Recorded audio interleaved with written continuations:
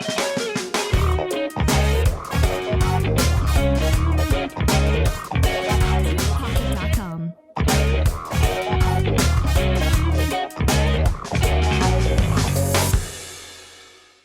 Começando mais um podcast aqui nos estúdios do Space 22, nosso parceiro. Está aqui com o Zé Roberto, com o Gabriel, da Viçosa Belon Advogados e da Sua Cidadania. São duas empresas que viraram parceiros do Conecta já tem um tempo e a gente trouxe eles aqui no estúdio para bater um papo, para entender tudo o que eles fazem nas empresas, no escritório. Como é que vocês estão? Tudo bem? Tranquilo? Tudo bem, tudo certo. Correria, né? Saindo de Vila Velha para o escritório da essa ponte, né? Eu entendo demais que volta e meia quando eu tenho que fazer isso também e buscar a esposa do trabalho, assim, é uma insanidade o trânsito. Ainda mais no horário de pico agora. Aí sai na realmente escola, aquela coisa. complexo. Não, mas deu tudo certo, que bom que vocês vieram e que bom que vocês estão aqui. E a gente também quer agradecer também essa oportunidade de a gente poder falar aqui para vocês, para esse grupo Conecta. Um grupo que está tão conceituado e crescendo dentro do estado. Eu acho bem bacana essa questão. Ai, que maravilha, assim, Perdão. Fala. Deu uma falha no áudio dele aqui. Você jura? Juro. E olha que é aquele, ó. Vamos ver se foi agora. Funcionando? Fala pra mim. Funcionando? Testando? Tudo Funcionou? tranquilo? Tá. E vão do zero? Tá. Do zero? Vamos do zero. Tá. Aqui. É estranho, cara. Marcando uma coisa, depois volta. Ainda? Tá. Não entendi o porquê. Esse microfone tá onde? Tá no celular? Tá. É porque na última gravação, no primeiro podcast, o meu microfone estava nesse. Fala seu nome. Gabriel Campanharo Gomes.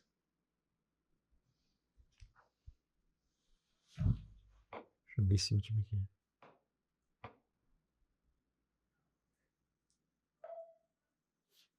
Para nossa sorte, a gente ainda tem muitas horas de gravação, né, Gotardo? Entendi.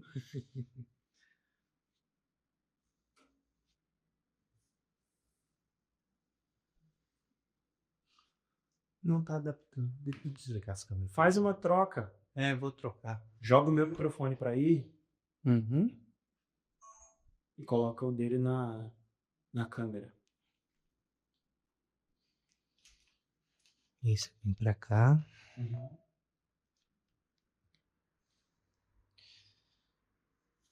André, fala aí no seu. Tem que trocar aqui, ó. Uhum. E agora, certo? Agora tá Funcionado? certo. Então, o seu vai pra câmera. Isso. Fechado. Fala seu nome. Gabriel. Não, o jeito tem que colocar pra esse. Filha? Não, ele funciona para celular e para câmera. Só que você tem que tem que alternar na pecinha. Agora sim. Agora deve funcionar. Agora tá funcionando. Isso. Cara, vídeo é um negócio que parece que Aí fica complicado. parece que é muito aleatório. Tem hora assim, você faz tudo certo, a fórmula tá toda funcionando bonitinho. Aí você Chega na hora. você girou 5 graus para esquerda e Deu ruim. Mas agora Podemos começar. beleza. Começando mais um podcast aqui nos estúdios do Space 22, nosso parceiro. Estou aqui com o Gabriel, com o Zé Roberto. A gente vai falar das duas empresas, do escritório de advocacia deles, Viçosa Belon Advogados, e da Sua Cidadania. E queria agradecer vocês por terem vindo. Queria oficialmente desejar a vocês boas-vindas ao grupo, visto que a gente ainda não se conhecia pessoalmente e está aqui agora podendo bater um papo em loco a respeito tanto das empresas quanto do networking, do grupo. E é isso, bem-vindos, né? Espero que vocês estejam bem.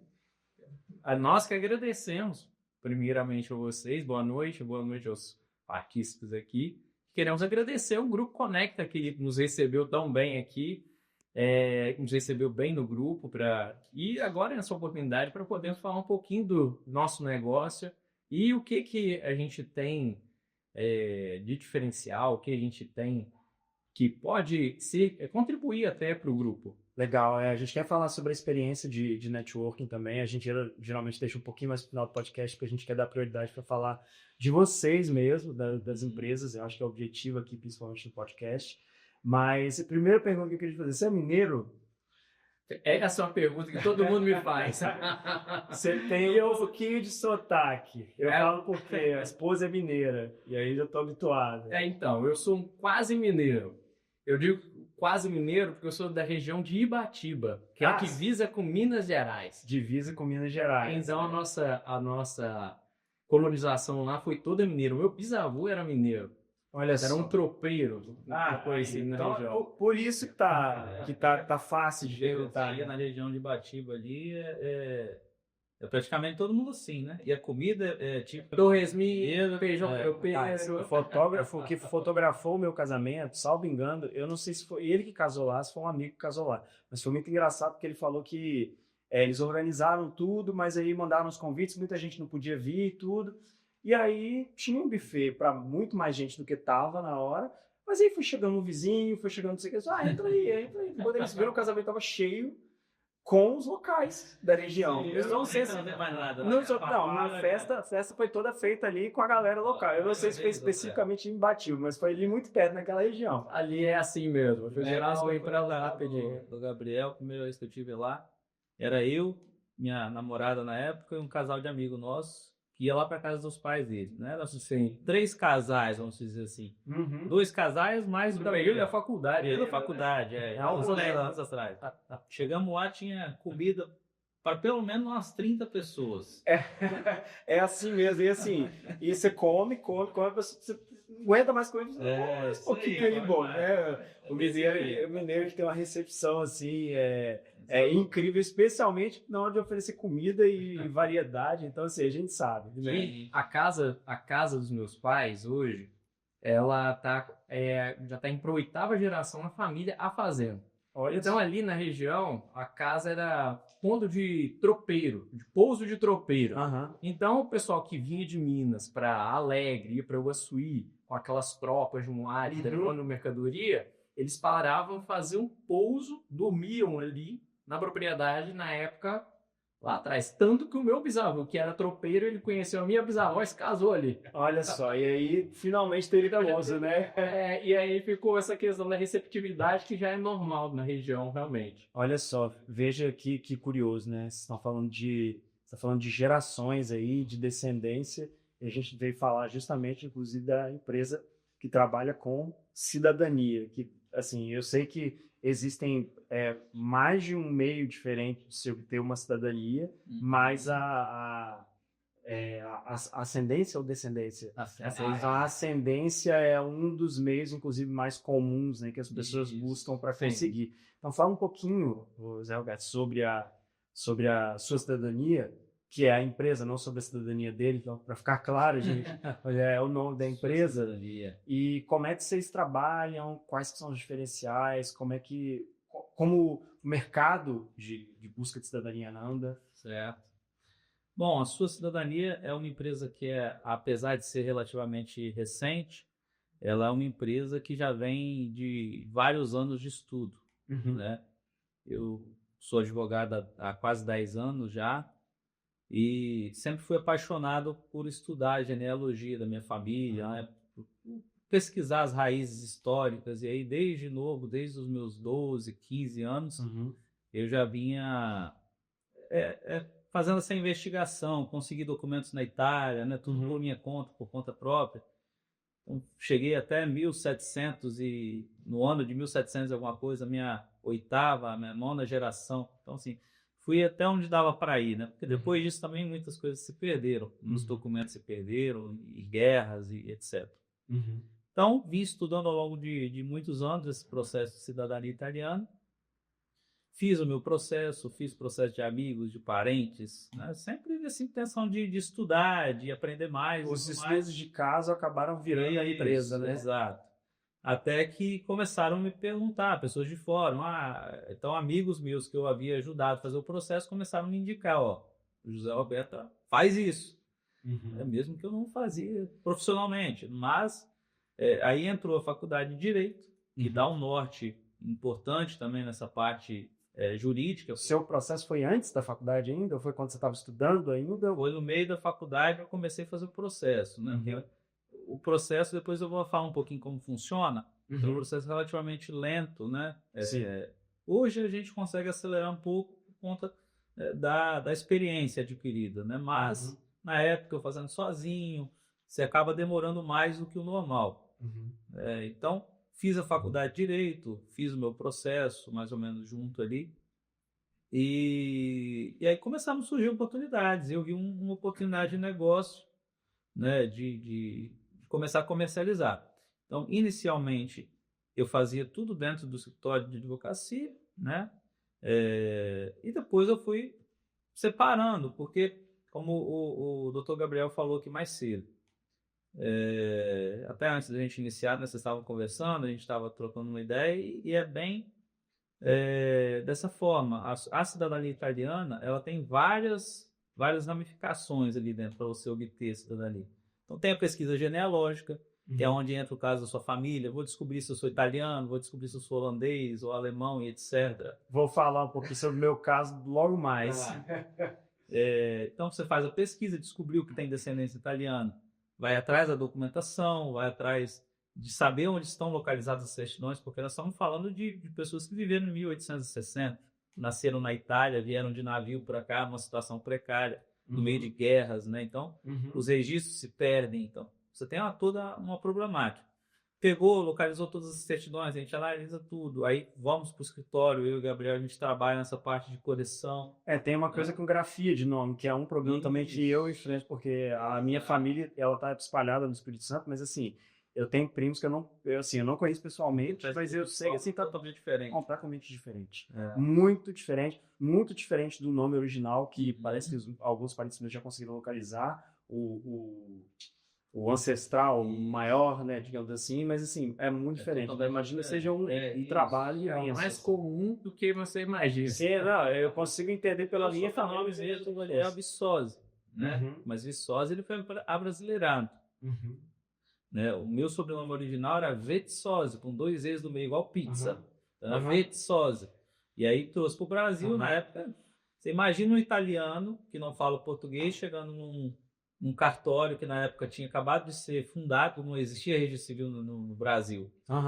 Então ele é relativamente recente. Chegou lá no cartório, é Vetsosa. E ficou Viçosa. E assim, vai mudando, né? E assim ficou geração depois de geração. Então hoje a família Viçosa, escrito errado, ela está no Brasil todo. Tudo escrito da forma abrasileirada, né? Então assim, tem essa problemática, né, de você conseguir encontrar a sua raiz e tudo mais. E surgiu essa oportunidade. Né, com o tempo, né, o Gabriel ele entrou para a sociedade de advogados, né, depois agora início desse ano, e aí eu separei, nós separamos essa parte administrativa da parte que envolvia jurídico. Então, a sua cidadania ela surgiu dessa cisão, né, nós dividimos as atribuições, né, mas no final das contas tudo se completa, tudo se complementa, né? Então, a sua cidadania, hoje ela é especializada em cidadania italiana, né? A gente faz todo o processo desde o início de pesquisas, levantamento de certidões, a árvore genealógica, né? A gente faz essa busca, ajuda as pessoas a encontrarem suas raízes, depois faz todo o tratamento da documentação, entrega o processo pronto, faz o agendamento no consulado do Rio de Janeiro. Tem também processo judicial direto na Itália, que aí depois a gente fala um pouquinho disso, como funciona, né? Os tipos de trâmites, como funciona o tipo de processo. E a parte de jurídica que envolve a correção de tudo, né? É isso. Então aí estamos hoje. E assim, o Espírito Santo tem muita gente, né? Assim, é um mercado bem amplo, porque eu sei que tem colonização italiana aqui, ainda bem esparsa, né? A região de Santa Teresa, por exemplo, muito italiana, As três santas, Regina, Maria, Santa Leopoldina e Santa Maria de Itibá. Se a gente for parar para analisar, tem locais do Espírito Santo que a gente não imagina, mas, por exemplo, Colatina é uma infinidade de imigrantes italianos. Colatina, Nova Venécia tem muito italiano. Rio Bananal tem muito italiano. Linhares tem muito italiano. Né? Tem muitos Freire. É tudo, assim, o Espírito Santo como um todo, né, Porque na época que chegaram os navios aqui, eram dois polos. Tinha um porto em Anchieta e tinha um porto, se eu não me engano, não sei se era aqui em Vitória ou Vila Velha, ou se era mais para cima um pouco. E aí eles desembarcavam, por exemplo, quem foi para Anchieta, todos os italianos que foram ali é os que estão habitando ali, a região sul, serrana do estado, aqui Vitória, Vila Velha. Por exemplo, a minha família toda, família Viçosa, família Belon, eles desembarcaram em Anchieta, subiram para Alfredo Chaves, né, que é o Rio Benevente, que subia ali. E dali eles foram povoando, foram para Matilde, aí depois Pedra Azul, Castelo, Janaló, Marechal, espalhou. Aqui, por exemplo, quem veio para Colatina desembarcou, se eu não me engano, foi aqui, não sei se foi aqui em Vitória, enfim. E que acabou indo para aquela região mais subiu, Santa Teresa, São Longina.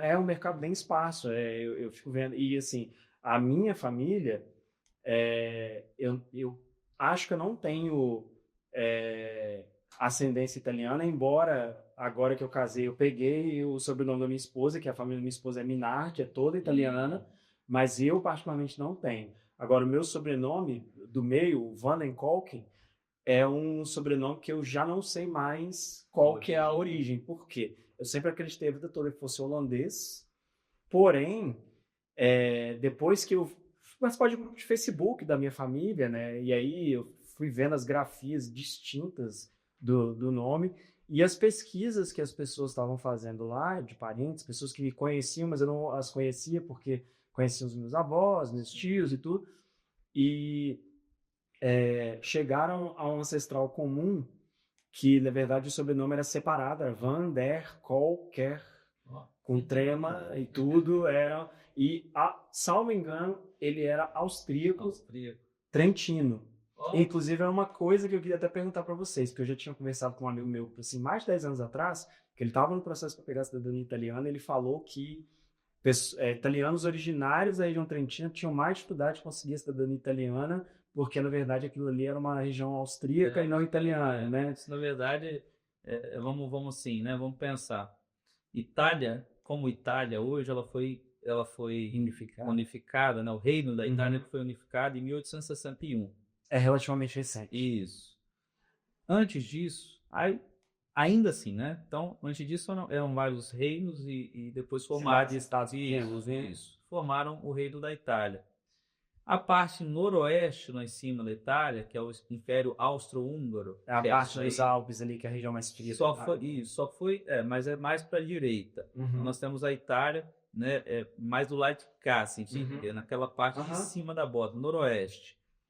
Ela só foi incorporada na Itália em 1920.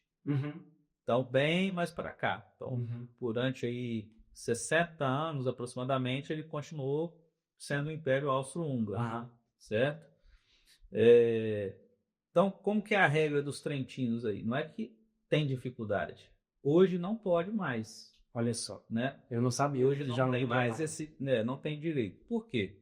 Quando o seu tataravô, seu bisavô, trisavô, que seja, veio da Itália, ele veio como cidadão do Império Austro-Húngaro, certo?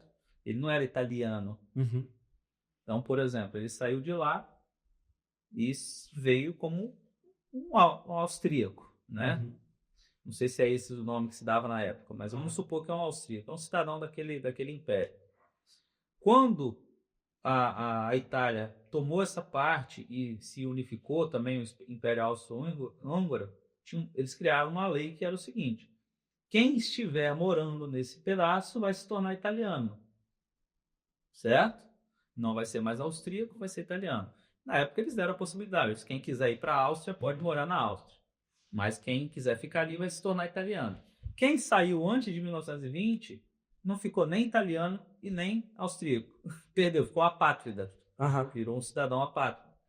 Né? Então ele perdeu o direito de ser naturalizado italiano, porque ele não morava ali, não tinha residência, ele já tinha ido para o Brasil. E a Áustria também não admitiu ele como cidadão austríaco. Então muitas vezes as pessoas perguntam: tá bom, não posso ser italiano, então eu posso pegar a cidadania austríaca? Não pode. Não pode porque virou um cidadão apátrida, a Áustria não reconheceu. Ela deu a oportunidade de quem quisesse adquirir a cidadania austríaca, de sair dali, da onde morava, e morar na Áustria. Então, quem não fez isso... Isso foi na época em que a Itália incorporou essa região. Isso. Então, o que é a regra, né? Para você ter direito à cidadania italiana hoje, eu falo assim porque só para tentar te explicar. Aham. Seu bisavô, o trisavô, ele teria que sair da Itália antes de 1920, mas ele teria que ter voltado antes da Itália e ter morado mais um tempinho lá, antes da Itália unificar esse pedaço, e ter morado mais um pouco até a Itália unificar. E aí escolher virar italiano. ou virar italiano. Virar italiano. Aham. Então, assim, isso é muito raro, porque quem veio de lá para cá veio fugindo da fome, veio fugindo das guerras. Então, né, nós tínhamos acabado de passar a Primeira Guerra Mundial, ele não ia voltar para o Brasil para morar lá, ele nem sabia disso. Assim, eu sei, essas são as pouquíssimas informações que eu tenho a respeito. Sim, eu não sei quando ele saiu, por onde ele passou, porque eu sei que eu tenho um bisavô que, salvo engano, nasceu na Holanda e veio para o Brasil, mas assim, de repente esse meu trisavô já tinha saído, ido para outra região europeia, e aí teve filhos, aí os filhos dele que vieram para o Brasil, entendeu? É uma história fascinante, né? Acho que se você pegar para pesquisar a fundo, você vai se apaixonar mais aqui pela sua família. Porque é o que eu falo para meus clientes. Cada história, né, Gabriel? Gabriel está fazendo agora o processo dele também de cidadania. E cada história de família, tudo bem que a de vocês todo mundo já tem praticamente, né? Você já inclusive o nome dele foi retificado. Era o meu Campagnaro com NH e ele colocou certinho, que é GN, né? GN, aham. Campagnaro. E tem muitos clientes meus que tem isso aí, que às vezes descobrem detalhes da família que não fazem ideia. Cliente meu que descobriu que o bisavô dele veio para o Brasil, depois foi para os Estados Unidos, se casou nos Estados Unidos, se divorciou, depois veio para o Brasil, casou com a bisavó dele e teve filhos. Olha só, várias histórias malucas. Entendeu? Isso em 1910. Aham. Imagina só. Mas enfim, retomando, porque a gente gosta de conversar. Fala sobre os processos lá na Itália. Tá. Você falou sobre algumas coisas daqui, Certo. mas aí como é que funciona quando você consegue passar a barreira? Certo. Primeira fase, né, organizou o documento, corrigiu, fez tudo. Nós temos duas vias hoje para conseguir a cidadania italiana. A via judicial e a via administrativa. Tá? A via administrativa, ela é feita na sua residência, no local de sua residência. Então, eles falam, vou fazer na Itália. Tá. Primeiro, você tem que residir na Itália. Certo? Então, hoje, por exemplo, nós somos residentes no estado do Espírito Santo. Quem nos atende aqui no nosso estado é o Consulado Geral da Itália no Rio de Janeiro. Né, que tem circunscrição para nos atender. Então, hoje, quem mora no Espírito Santo, quem tem residência aqui, faz o processo no Consulado do Rio de Janeiro. Não tem como eu morar aqui e fazer minha cidadania na Itália pela via administrativa. Né? Só para eu aprofundar um pouquinho na via administrativa. Como que funciona hoje? Bom, vou pegar toda a documentação ligando você, por exemplo, vou pegar o seu caso, André. Vou pegar o André até o antepassado dele, que veio da Itália, todas as certidões de nascimento, casamento e óbito, de lá até aqui, óbvio que tem alguns detalhes que não dá para aprofundar muito. Vou juntar algumas documentações extras, que é a burocracia, né? A Itália é o berço da burocracia e tal. Tem vários formulários, tem detalhes, árvores genealógicas, etc. que a gente tem que juntar e fazer um dossiê de documentos e levar no consulado. Né? Certo. Aí entra o primeiro obstáculo. Para eu levar no consulado do Rio de Janeiro, eu preciso de um agendamento. De uma data, eu não posso bater na porta do consulado. Esse é o primeiro entrave hoje aqui para quem mora na nossa circunscrição, Rio de Janeiro e Espírito Santo, é o primeiro entrave, que é o agendamento, né? Que é até um serviço que a gente passou a oferecer depois de um tempo. Você imagina, né? Hoje tem cerca de 15 vagas diárias disponibilizadas. 15 vagas por dia, só que são milhares e milhares de pessoas tentando. Essa vaga, né? Essas 15 vagas. Como você falou antes, o Espírito Santo ele é lotado de descendentes. Sim. Nós temos aqui a população, acho que se eu não me engano, são o quê? 3 milhões? Só na Grande Vitória, acho já. O Espírito Santo já tem mais gente, creio. Deve ter uns 4 milhões. Vamos colocar aí, 3 a 4 milhões. Se você considerar que não é só A circunscrição é só Rio de Janeiro e Espírito Santo ou Rio de Janeiro ele Isso. pega outros lugares ainda? Só Rio de Janeiro e Espírito Santo. Porque, querendo ou não, se você for olhar, não tem só quem É. tá no Espírito Santo, tem quem tá no Tem Rio de Janeiro, tá Exato, ligado? brigando pelas mesmas 15 vagas. Sim. Eu tô colocando o Rio Espírito Santo porque tá na nossa realidade, mas tem esse agravante. Tô colocando o Espírito Santo porque hoje estima-se, que é uma estimativa, é difícil você saber a genealogia de todos os cidadãos. Nem muita gente que nem sabe de onde veio. Aham. É que é o seu caso. Sim. Não sabe sua genealogia. Então, estima-se que 70% da população capixaba tenha algum vínculo com a Itália. Tem alguma descendência italiana. Aí você coloca 70% de 3, 4 milhões. Né? E aí, claro, é óbvio que tem muita gente que não tem interesse, mas tem muita gente interessada na cidadania. Sim. E isso é um dificultador. Então, com o tempo, isso foi um entrave, inclusive, para a empresa. Eu vendo o serviço de cidadania, mas meu cliente não consegue ir lá no consulado. Para que eu vou contratar um serviço se eu não vou conseguir concluir o processo? Então, a gente passou a oferecer esse serviço de agendamento. É um sistema informatizado, a gente tem que pagar um servidor lá em Roma, inclusive, porque o sistema de agendamento fica centralizado em Roma, na Itália. Então, é tudo centralizado lá. Então, esse sistema informatizado ele tem mais agilidade para acessar o momento exato que abre a vaga para pegar essa vaga e a gente conseguir fornecer. Como é que tá a taxa de sucesso? 100%. 100%. Vocês conseguem É óbvio que tem, todos, né? A gente faz todos, até hoje todos os nossos clientes que nos contrataram, nós agendamos.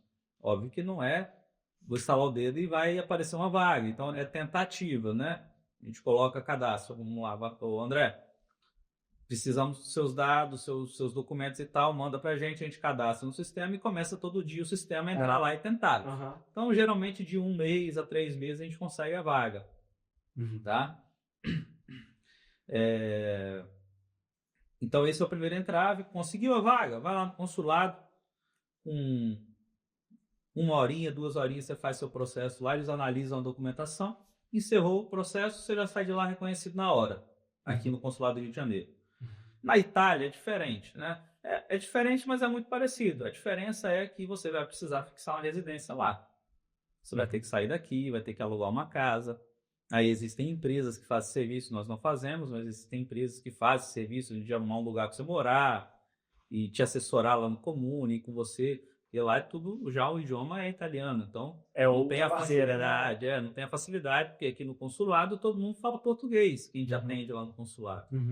Então, na Itália, o processo é o mesmo. Só que aí você tem que fixar a residência, porque a via administrativa é sempre no local da residência. E a via judicial? Via judicial, você vai continuar morando aqui no Brasil, no seu endereço, e aí você vai contratar, né? Você vai nos contratar, e aí nós vamos mandar sua documentação para dar entrada no processo judicial na Itália, lá no Tribunal de Justiça italiano. Então, a documentação é a mesma, certidão de nascimento e casamento, exceto óbito, né? Certidão via judicial, eles não pedem óbito das pessoas, dos ascendentes. Apenas nascimento e casamento. A única diferença, os documentos são iguais, todos traduzidos, com tradução juramentada. A gente dá a entrada no processo, cerca de 1 ano a 3 anos sai a sentença. Essa sentença ela é enviada para o comune lá de onde veio o seu italiano. Comune são os municípios, né? Italianos. E aí é redigida sua certidão, é transcrita seu registro civil, sua certidão de nascimento, casamento, seus filhos. Então, como que finaliza? Seja judicial ou administrativo, como que finaliza o processo de cidadania italiana? Com a transcrição dos seus registros civis na Itália. O seu registro de nascimento ele é enviado para a Itália, eles vão lá no comune, lá no oficial de registro civil e vão colocar André Vattencock, nascido em Vitória, é cidadão italiano, filho de fulano, de ciclano, e aí você vai ter uma certidão de nascimento italiana. Aí finalizou. Depois disso, você pode tirar seu passaporte, que é igual aqui no Brasil. Se é brasileiro, você não precisa ter passaporte brasileiro, só se você for viajar. Italiano é a mesma coisa, né? Aí, se você for viajar para a Europa, quiser ir com seu passaporte italiano, eu esqueci de trazer aqui, mas tá comigo, depois eu mostro. Mas é um passaporte normal, só que vermelhinho lá da Europa, do União Europeia. E aí você tem um pouco mais de facilidade para você transitar na Europa sendo italiano, né? tem mais facilidade de entrar em determinados lugares. Tem alguns países que exigem visto para pessoas de fora que não vão exigir o italiano, entre outras coisas. Então, além de você buscar a sua herança, digamos assim, Sim, você tem benefícios materiais que são créditos. Europa, você não tem facilidade, você é um cidadão. Você entra e sai a hora que você quer. Estando na União Você Europeia, quer morar na Bélgica, na Áustria, na Alemanha, ou na Itália, ou em Portugal, você entrou. Entrou, fixa sua residência, não precisa pedir autorização para ninguém, não precisa de visto, não precisa de nada. Óbvio que tem cada país, tem seus trâmites, né, para fixar a residência. O controle de residência na Europa é muito mais rigoroso que aqui. Na Itália, por exemplo, você é obrigado a informar onde você reside para o governo. Eles sabem onde cada cidadão do mundo mora. Porque lá eles trabalham muito com carta. Então, todo ano chega cartinha para a gente votar. Cédula de votação. Então, assim. Agora, por exemplo, Estados Unidos, você não precisa de visto. Canadá, não precisa. Reino Unido, você tem mais facilidade para residir, porque, apesar de ter saído da União Europeia, ainda assim, quem é cidadão europeu tem mais facilidade para residir no Reino Unido, na própria visto de residência. Sendo cidadão italiano, você não precisa de visto americano? Não. Para turista, turista e negócios, turismo e negócios. E aí você tem outros benefícios. Por exemplo, a Itália, ela tem um acordo comercial com os Estados Unidos. Por exemplo, eu, como cidadão brasileiro, eu consigo entrar lá na América do Norte, nos Estados Unidos, e obter o green card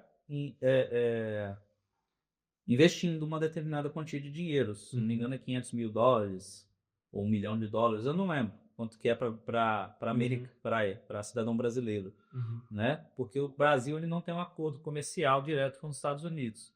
O cidadão italiano, ele não tem investimento mínimo, né? Então imagina, né? Eu tenho clientes meus que eles querem morar nos Estados Unidos, então ao invés de eles terem que investir $500 mil, eles vão investir algum dinheiro, obviamente, não é de graça, mas como cidadão italiano, ele só precisa montar uma empresa que traga benefícios para os Estados Unidos e que seja viável, e que se mantenha, que gere empregos.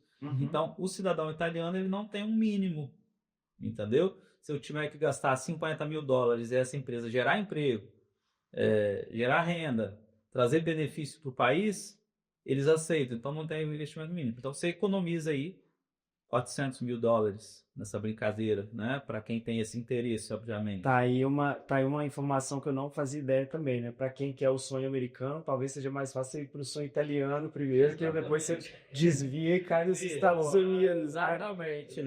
Então, assim, eu tenho sonho de ser médico, por exemplo. Uma faculdade de medicina, sua esposa é médica. Quanto custa uma faculdade de medicina hoje, média, bicho? Tá uns $10 mil na mensalidade? 7, 8 mil barato. Dependendo do lugar que você vai, muito mais, né? Por exemplo, vou dar um exemplo de Portugal, que foi o último que eu peguei agora. Uma faculdade de medicina na Universidade de Lisboa, que é uma das mais renomadas de Portugal. Se não a mais renomada, né? Para quem é cidadão italiano,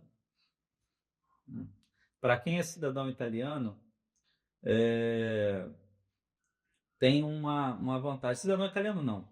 Europeu em geral, né? Quem é cidadão europeu, inclusive italiano, tem um grande benefício financeiro. Por exemplo, você faz uma faculdade de medicina por cerca de 500, 400 euros por mês. Por ano dá uns 1.500, 2.000 euros. Tudo, por ano. Nossa, é muito barato. Entendeu? É de graça. Óbvio que você vai ter que se mudar para Portugal, né? Mas, se você comparar o custo e comparar o fato de você estudar numa das melhores faculdades ali daquela região, né, por um preço extremamente barato, você não vai precisar se preocupar com visto, com nada, é fazer sua matrícula na universidade, levar a documentação e acabou. E essa parte de previdência, aposentadoria, por exemplo, quando você vira um cidadão italiano, você consegue ainda pegar outros benefícios do governo? Tipo, se você não tiver trabalhado, por exemplo, período integral, mas quiser contribuir com a Previdência italiana para depois receber a aposentadoria, mas tem? Sim, senhora. A aposentadoria é como no Brasil, né? Ela tem um período de carência mínima, padrão, e o Brasil ele tem sim um tratado bilateral com a Itália, né? Quem contribui no Brasil consegue se aposentar na Itália e vice-versa. É óbvio que Nós estamos falando de duas moedas, um euro e um real. Uhum. Quem contribuir em real para ganhar em euro, eles vão colocar proporcional. Certo. Então, se você contribuir R$ 1.400 por mês, você vai receber isso em euro lá, entendeu? Que é uma conversão completamente diferente. Isso. Você vai receber, sei lá, 200 euros por mês. Uhum. É nada, né? Então, existem algumas exceções, você consegue fazer uma contribuição a mais, né? Então, você consegue aproveitar o seu período de contribuição no Brasil, e aí, para você ter esse aumento lá no seu Teto, né? Isso, para você ter esse aumento no salário da aposentadoria lá da Itália, você tem que fazer uma contribuição a mais aí para ter esse aumento, entendeu? Uhum. Aqui no Brasil, por exemplo, no mundo todo, né? Tem um local que se chama patronato, que é destinado, é um sindicato italiano que eles atendem italianos do mundo todo Uhum. que trabalham fora, né? Justamente para essa questão da aposentadoria. Aqui em Vitória tem um patronato e lá eles se dedicam exclusivamente para isso. Uhum. Para atender o cidadão italiano que reside no exterior. Aí eu sou um cidadão italiano que resido no exterior. Mas você mora no Brasil, você é brasileiro, tá? Mas eu sou cidadão italiano e moro no exterior da Itália, né? Seria a mesma Então, coisa se você não fosse, se você morasse na Itália sendo Isso. brasileiro Eu também. estaria no exterior, exato. Tudo bem que eu sou nacional do Brasil, né? Óbvio, nasci aqui, fui criado aqui, amo o Brasil, mas sou um cidadão que mora no exterior, se considerar a Itália.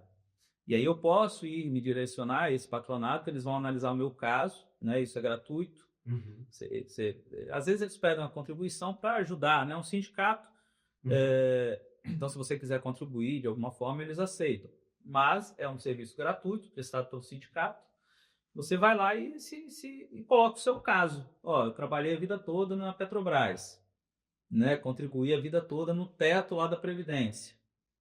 O que eu posso fazer para me aposentar na Itália? Eles vão te indicar, vão te dar o passo a passo do que você precisa fazer para se aposentar na Itália, entendeu? E aí tem alguns benefícios, assim como Portugal e Itália também tem alguns benefícios para trazer pessoas que queiram se aposentar, porque gera renda, né? Gera emprego e tudo mais, tá? Mas aí cada caso para essa questão de aposentadoria, assim como de cidadania, cada caso é um caso, né? Não é uma parte nossa que nós atuamos no escritório. Então, o que eu sempre aconselho? Quem já é cidadão e tem interesse em se aposentar na Itália, se eu não me engano, não precisa ser cidadão, tá? Posso até pegar essa informação depois. Até cidadão brasileiro que queira fixar residência na Itália, porque tem um visto específico para isso, pode procurar o patronato, apresentar o seu caso e eles vão te orientar da melhor forma possível em relação à previdência, tá? Sensacional, o Zé Roberto. É fascinante o processo, porque a gente que está no senso comum, a gente sabe de algumas coisas, porque a gente ouviu alguém falar isso, a gente ouviu alguma coisa ali, a gente fez uma pesquisa aqui, a gente tem uma noção que precisa juntar documentos, tudo mais. Mas o processo ele é super detalhado, cheio de burocracia, e ele tem outros aspectos com relação aos resultados que você colhe com ele também, que são super interessantes, que eu não fazia a menor ideia. Bom, a história do acordo comercial nos Estados Unidos é um negócio fascinante, porque eu vejo que tem muita gente que quer ir para os Estados Unidos e, assim, tenta tirar visto, não consegue, e às vezes vai descobrir que a via mais fácil para ele obter um meio de ir para os Estados Unidos às vezes, usando a herança genealógica dele e virando cidadão italiano, por exemplo, né? Então, assim, eu achei sensacional a palestra que você deu aqui para a gente a respeito de cidadania italiana. Eu queria te agradecer. E, assim, sempre que a gente puder, a gente vai querer conversar, sim, mais a respeito disso. A gente espera que você apareça em breve nos nossos encontros empresariais, até para falar sobre isso, que eu acho que depois de assistir esse podcast, tanto a galera do grupo quanto outras pessoas que estão aí, que vão ver a gente, eles vão ficar realmente interessados em saber mais detalhes. Vamos deixar para ver o que os próximos capítulos vão ser nesse sentido. Assunto que tem para muito tempo relacionado a esse tema e é algo que atinge muita gente de forma particular. Sim. Né? Porque muita gente já começa a lembrar do avô, do bisavô, já começa a puxar na memória, às vezes. Mexer no ritmo da gente. Exato. Quantos anos que eu pensava no meu bisavô? Eu começo a pensar Isso traz coisas... Memória afetiva, né? E traz coisas assim, traz coisas ruins também. Tem cliente minha que já descobriu, por exemplo, que o pai não a registrou imediatamente. Ela não sabia. Então, assim, eu costumo brincar com os clientes, ó, se prepara para o processo, porque são casos de família, né? Tem aquela série televisiva. Você pode esbarrar em algo que você não gostaria, né? Então tem coisas legais, mas tem coisas que você vai descobrir. Às vezes seu avô já foi casado, divorciou, tem outros filhos na família que você nem sabia que existia. Você não seu amigo, né, que foi para os Estados Unidos casado, nossa, né? Maluquice, né? Pois é, mas não, sensacional, eu quero história aí. A gente vai querer realmente conversar mais sobre isso, então a gente espera a presença de vocês aí nos próximos momentos. Sim. Mas eu vou mudar um pouquinho o rumo da conversa, porque eu quero conversar um pouquinho com o Gabriel agora a respeito do escritório. Isso assim, a gente sabe que você dá suporte pro Zé Roberto quando tem a necessidade de fazer os ajustes, mas não é só isso que vocês trabalham no escritório, né? Eu sei que vocês estão aí focados em direito empresarial, direito imobiliário. Sim. Então, eu queria que você desse um panorama rapidinho, assim, do escritório. A questão do direito empresarial me remete um pouco à faculdade que eu fiz antes. Eu sou formado em economia. Minha primeira formação foi economia. Legal. Então, eu acabei também entrando nesse meio de empreendedorismo, de navegar por outros ramos, e então eu estive do outro lado do balcão. Uhum. Então, eu sei que é a questão da vida do empreendedor, e isso é um pouco das coisas que eu e o José Roberto levamos para dentro do escritório. Porque, às vezes, nós, enquanto advogados, a gente acaba tendo um foco jurídico em si. Então, a gente vai pegar e vai ler o empresário, o empreendedor, o investidor, ele vai trazer para a gente um caso que ele teve, um problema que ele está tendo, e a gente vai analisar aquilo de forma fria, a letra da lei.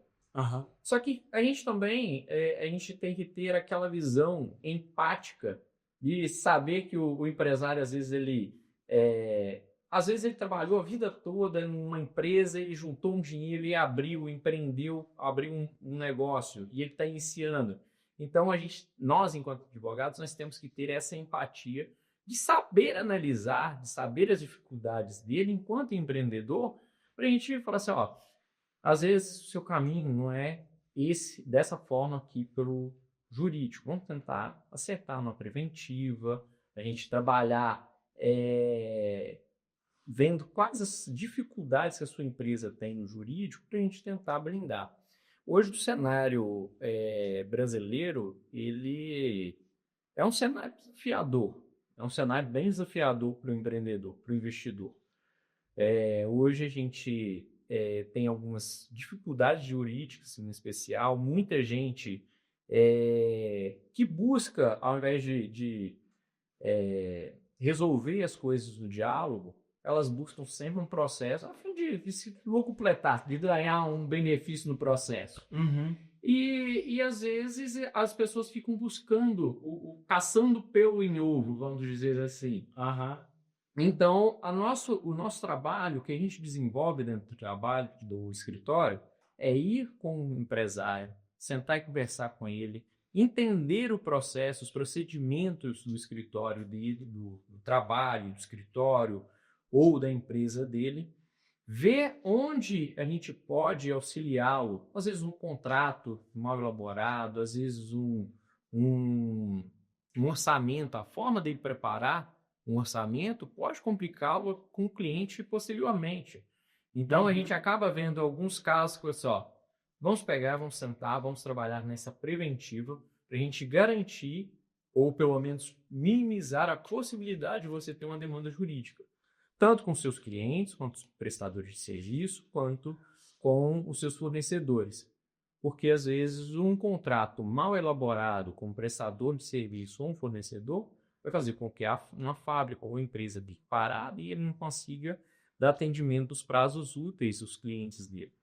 Então, a gente trabalha com essa blindagem, tenta uma blindagem jurídica de forma preventiva. Entendi. Você trabalha muito, de repente, com regimento interno, com preparação de contratos, com ajustes, de repente, para a pessoa conseguir funcionar, porque muitas vezes eu imagino que às vezes a empresa não consegue um alvará, não consegue se alinhar, sei lá, na junta comercial, que seja, às vezes vai ter um problema jurídico lá Às vezes um dentro. contrato, um erro de alteração contratual, às vezes até é uma blindagem realmente de um contrato que vai adquirir produtos de um prestador de serviço e o empresário, por não ter o conhecimento, ele acaba ficando refém, desprevenido. Uhum. E aí o prestador de serviço pode acabar atrasando uma venda, ou atrasando um produto, ou entregando um produto que não é aquilo que ele realmente precisa, na qualidade que ele precisa. Uhum. Então a gente atua nessa parte aí. Às vezes, claro, infelizmente, Quando a parte preventiva não funciona, né? a gente parte para o contencioso. Uhum. Mas a gente sempre busca ir pelos meios do consenso mesmo. E às vezes sentar e conversar, vamos tentar chegar a um consenso aqui para a gente solucionar, porque o que acontece hoje? Os processos, quando a pessoa gera um processo judicial, a gente sabe quando ele vai começar. Quando ele vai terminar, é uma incógnita, né? E isso, a pessoa pode gerar esses processos que vão ali, ele fica gerando um custo para o empresário. Então, a gente tenta mitigar toda essa parte no consensual, na negociação, no bom senso mesmo, de diálogo com os prestadores, fornecedores, consumidor, tentar blindar o empresário para não ter que chegar nesse nível de processo judicial, porque ali a gente vai iniciar um negócio que a gente não vai saber quando termina. E, infelizmente, às vezes nem por conta do poder judiciário em si. Porque hoje, por exemplo, tem várias na justiça comum que tem aí 7, 8 mil processos que têm que ser avaliados por um juiz. Então, por mais que o juiz queira dar saída no processo, é muita coisa. Então, a gente prefere tentar trabalhar para que o empresário não chegue a esse tipo de situação.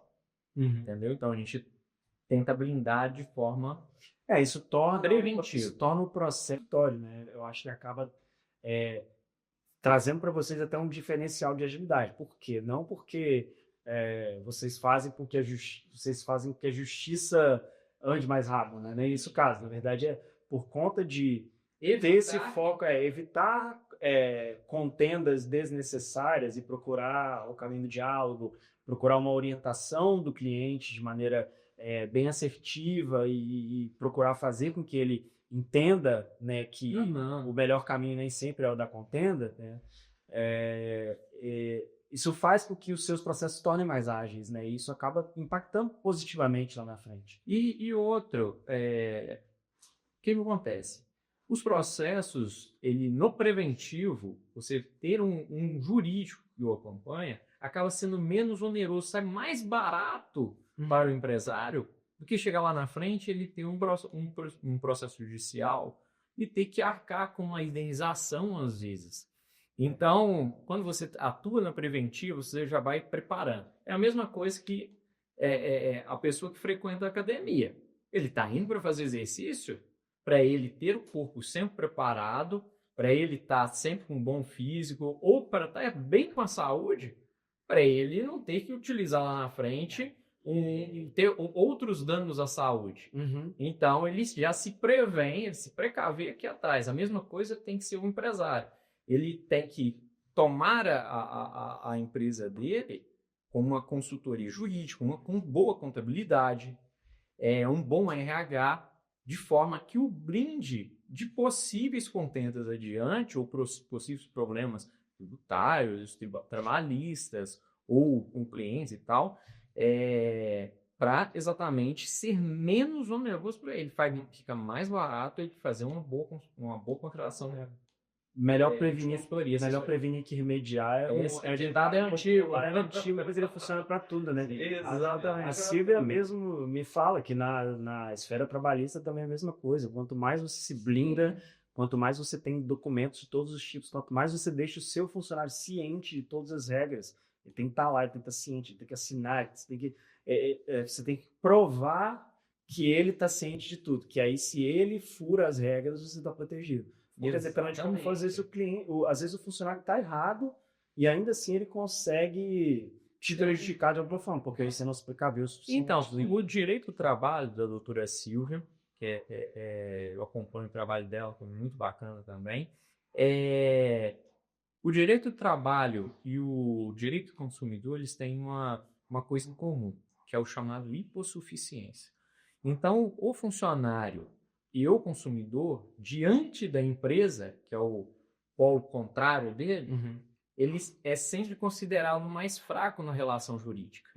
E, por isso, o direito brasileiro ele protege essas duas pessoas, o consumidor e o funcionário. É uma proteção porque os consideram uma parte mais fraca da relação. E nisso, a empresa, ela já sabendo disso, sabedor da situação, ele tem que se precaver de uma forma muito mais firme, mais sólida. Por isso, há necessidade da assessoria, da consultoria, para auxiliar a empresa nesse sentido. Hoje, citando uma outra parte, que inclusive a gente atua também, são a área médica. As clínicas médicas, as clínicas de saúde, odontologia, hoje eles têm muitos problemas, basicamente por conta, por exemplo, odontologia, questão de estética. E aí isso gera um problema, uma indenização. Às vezes, por um contrato mal elaborado, às vezes tem dúvida de como preencher um laudo, preencher, pessoal, me deu esse problema. Por exemplo, eu tive um caso agora há pouco, uns dias, que uma cliente médica, radiologista, entrou em contato comigo, que tinha saído o paciente, ela fez o exame dessa pessoa, e o cara tinha passado num concurso. E desse concurso, ele tinha que fazer um exame radiológico para mandar para anexar no processo. E ela achou algo que não poderia ter no concurso. Eu não lembro se foi um cálculo ou alguma coisa que impediria ele de tomar posse. E o cara ameaçou ela, falou assim, não, você vai tirar isso aí, porque se você não tirar, eu vou perder lá, não vou conseguir assumir meu concurso e eu vou te processar. Aí a médica, eu não posso desver o que eu vi. Eu tenho que colocar. Mas a médica, claro, terminou a consulta, ela fez o laudo e ela me ligou, doutor, essa situação é complexa, o que eu faço? É isso mesmo, eu estou certo, eu posso ser processada? Eu disse, não, você está certíssimo, né, dessa situação, faz isso e tal, e implementa isso no laudo. Ela era contratada pela instituição do concurso? Não, clínica médica. E foi o próprio... Ele que foi a essa clínica que fez. Entendi. Então, e isso, eu estou dando um exemplo para ficar mais fácil de vocês analisarem. Mas desse tipo de situação, da área médica, acontece loucura. Eu tenho um oftalmo. Esse oftalmo, ele entrou em contato comigo, que a mãe de um adolescente, um menino de 12 anos, tinha ameaçado ele de um processo de danos morais, porque o menino, depois que fez a consulta com esse médico, o médico passou o colírio para o menino e o menino ficou mais estressado depois do colírio. O menino de 12 anos, com os hormônios à flor da pele, e ele, doutor, eu posso ser processado por causa disso? Eu posso ter isso não dá efeito adverso, não tem esse tipo de situação. Eu falei, calma, relaxa, é isso. Porque é o que eu comecei falando. Infelizmente, as pessoas hoje, muita gente, elas buscam se completar financeiramente buscando um processo. E um processo, às vezes, sem pé nem cabeça, vamos dizer assim. Então, as empresas, as clínicas, essa área de saúde em especial, todos têm que ter a possibilidade, uma controlação jurídica mesmo para auxiliá-lo na blindagem de alguém. Tem feito cada dia mais sentido, né? E, assim, processo é um negócio tão desgastante, cara. Eu te digo porque eu tô em litígio. né? É numa área, inclusive, que a gente vai falar aqui agora também, que é uma das áreas que o escritório atende, é de direito imobiliário. E assim, eu estou em uma contenda, estou numa disputa judicial com o condomínio, porque, assim, foi o último recurso.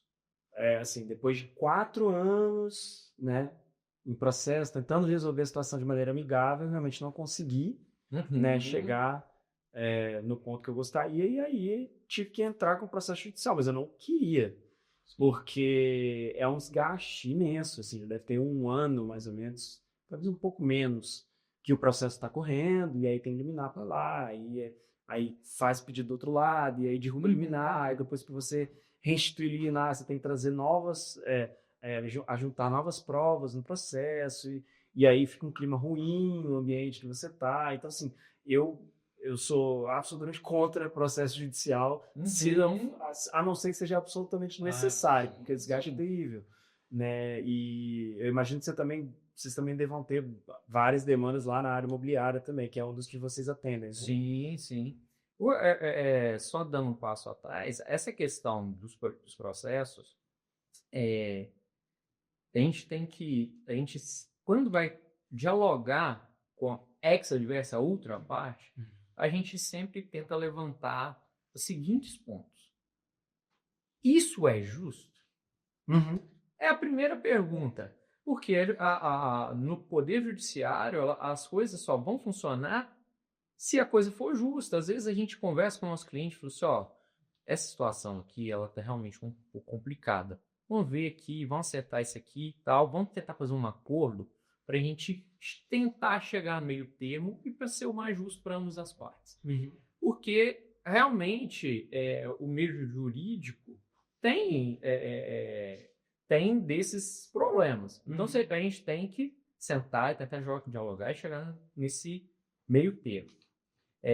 Com relação aos processos jurídicos do meio imobiliário, em especial condomínios. Então, é uma área que a gente tem uma atuação de trabalho, é uma das áreas lá dentro do escritório que a gente atua bastante, que é a assessoria aos condomínios.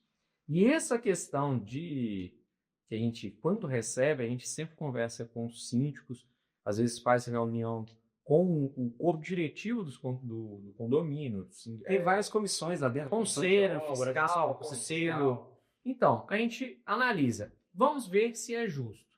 Dentro disso aqui, à luz do Código Civil, à luz do regimento interno de convenção, vamos ver o que é possível fazer. Se a gente vê que, às vezes, o processo ele não faz sentido, às vezes, a gente, não faz sentido, se a pessoa quiser levar um processo, deixa adiante. Agora, quando a outra parte, o processo que ele entrou, faz sentido, aí a gente, pessoal, vamos tentar fazer um acordo, vamos tentar organizar isso aqui, vamos ver o que é possível para tratar. Sim. Porque é aquela parte, vamos tentar reduzir a possibilidade de ir para o judicial. Porque se for para o judicial, vai ficar demorado.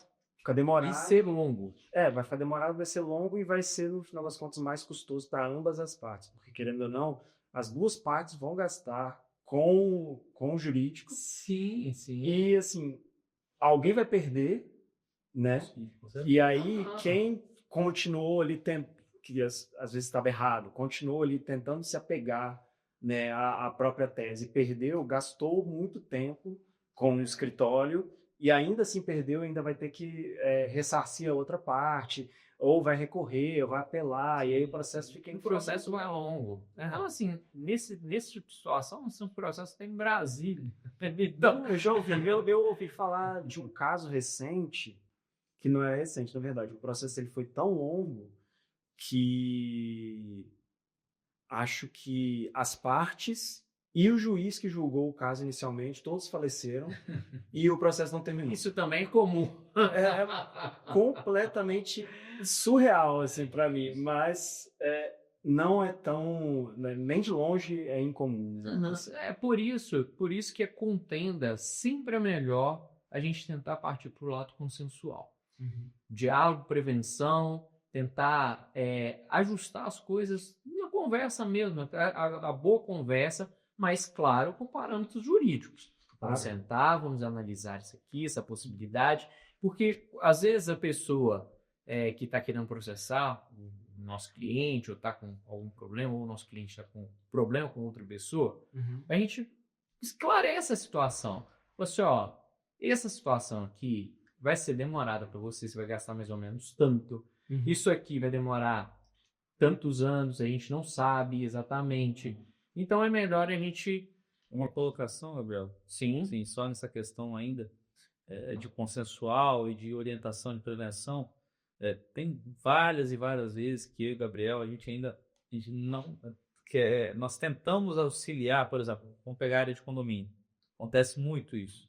Por exemplo, você falou que você tem uma ação contra o condomínio, né? Uma ação judicial.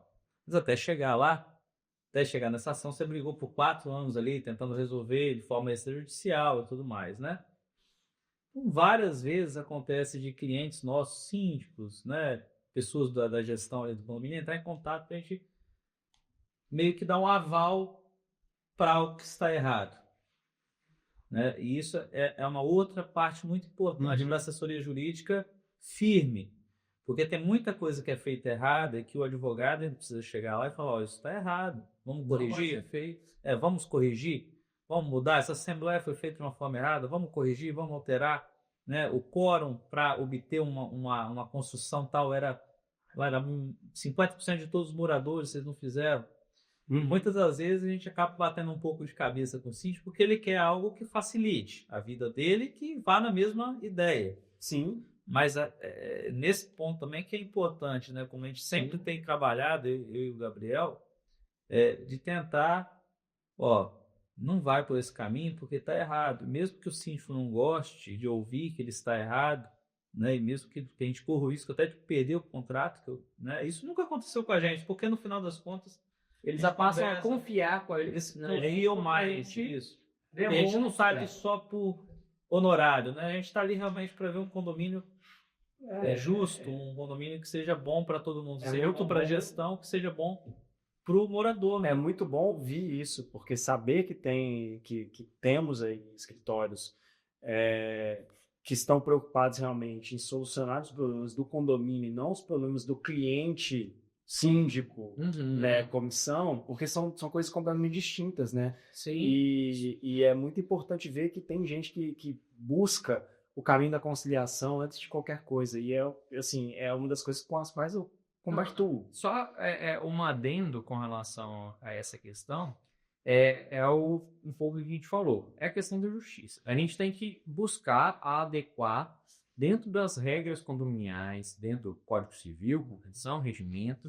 Então, é o que o José Roberto falou.